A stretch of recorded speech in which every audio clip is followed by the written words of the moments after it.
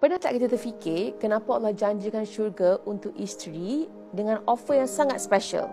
Allah kata, masuklah ke dalam syurga dari mana-mana saja pintu yang kamu kendaki. 8 pintu yang Allah sediakan ini, pintu solat, pintu zikir, pintu taubat, pintu jihad, pintu haji, pintu puasa, pintu sedekah, pintu menahan marah dan juga pemaaf.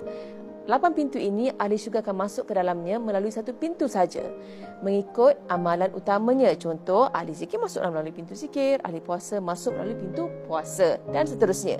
Dalam hadis ni, Nabi sebut, isteri dengan hanya 4 amalan saja, solat 5 waktu, puasa bulan Ramadan, jaga maruah diri dan taat suami, Allah bagi penghormatan untuk dia pilih mana-mana saja pintu syurga untuk dia masuki. Ini bukan tentang isteri yang hebat amalan dia, yang haji setiap tahun, yang sedekah berjuta-juta. Tidak. Ia juga bukan tentang seorang isteri yang perfect, tapi ia tentang taat dengan ikhlas, patuh kepada suruhan Allah dalam ibadah asas dan juga pandai jaga maruah dirinya. Allah Maha Adil, Dia Maha melihat usaha kita yang tak terlihat oleh orang lain. Contoh, kita menangis dalam diam, penat jaga anak, sabar dengan suami yang belum sempurna.